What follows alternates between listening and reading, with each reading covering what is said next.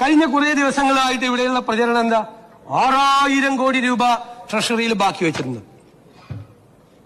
Sir, ട്രഷറിയിൽ പൈസ വരും, പല രീതിയിൽ വരും. ഇത് IGST ഗ്രാന്റിന്റെ പൈസ വന്നു, ലാസ്റ്റ് ആയപ്പോഴേക്കും വേറെ ചില കേന്ദ്ര ഗവൺമെന്റിന്റെ ഗ്രാന്റ് വന്നു.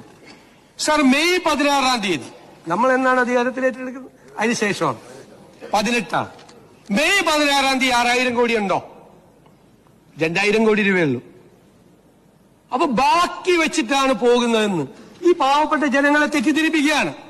പാവപ്പെട്ട ജനങ്ങളെ ഇവിടെ ഇരിക്കുന്ന ലെജിസ്ലേച്ചർ സെക്രട്ടേറിയറ്റിൽ ഒരു സ്റ്റാഫിന് 50,000 രൂപ സാലറി ഉണ്ടെന്ന് സങ്കല്പിക്കുക.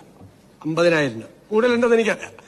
50,000 രൂപ ആൾക്ക് 25,000 രൂപ പലചരക്കടയിൽ കൊടുക്കണം ശമ്പളം കിട്ടുമ്പോ. പുള്ളി പലചരക്കടയിൽ കൊടുക്കുന്നില്ല, അത് പോക്കറ്റിൽ വെക്കുന്നു. പാല് മേടിച്ച കാശ് കൊടുക്കുന്നില്ല, 1-ാം തീയതി ആവുമ്പോ പാലുകാരൻ വരുമ്പോ കൊടുത്തില്ല. പത്രക്കാരന്റെ കാശ് കൊടുക്കുന്നില്ല, മനസ്സിലായേ? ആർക്കും കൊടുക്കുന്നില്ല. ആ ഇറച്ചിയും മീനും മേടിച്ച സ്ഥലത്ത് അവർക്ക് പോലും പൈസ കൊടുക്കുന്നില്ല. എന്നിട്ട് ഇദ്ദേഹം പറയാണ് എന്റെ പോക്കറ്റില് 50,000 രൂപ ബാക്കിയുണ്ട്. നിങ്ങളുടെ കയ്യിൽ 6,000 കോടി രൂപ ബാക്കി ഉണ്ടായിരുന്നുവെങ്കിൽ LSCD മിനിസ്റ്റർ ഇവിടെ ഇരിക്കുന്നു, ലോക്കൽ ബോഡിയുടെ 3-ാം ഗഡു നിങ്ങൾ എന്തുകൊണ്ട് കൊടുത്തില്ല? 1982 കോടി രൂപ നിങ്ങൾ എന്തുകൊണ്ട് കൊടുത്തില്ല?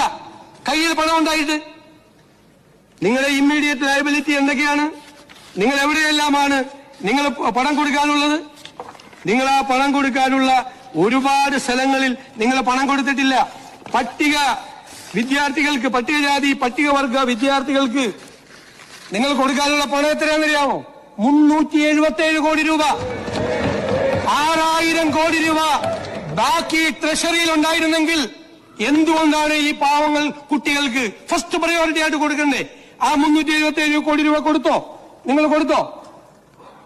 21,000 കോടി രൂപ ജീവനക്കാർക്ക് DA അരിയസ് വെച്ചിട്ടാണ് സർക്കാർ ഇറങ്ങുന്നത്. അത് കൊടുത്തില്ലല്ലോ. എന്നാ 6,000 കോടി ബാക്കിയുണ്ട്, ഒരു അരിയസ് കൊടുത്തേക്കാം. തീരുമാനിച്ചില്ലല്ലോ. പെൻഷനർമാർക്ക് 14,387 കോടി രൂപയുടെ അരിയസ് ഉണ്ട്.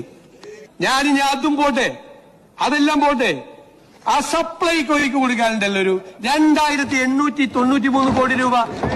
ഏറ്റവും രൂക്ഷമായ വിലക്കയറ്റം നിൽക്കുന്ന ഒരു സംസ്ഥാനത്ത് 6,000 കോടി രൂപ ട്രഷറിയിലുണ്ട്. ഇനി നിങ്ങളെടുത്ത് ചെലവാക്കിക്കോ എന്ന് പറയുന്ന നിങ്ങൾ എന്തേ അത് കൊടുക്കാതെ പോയത്?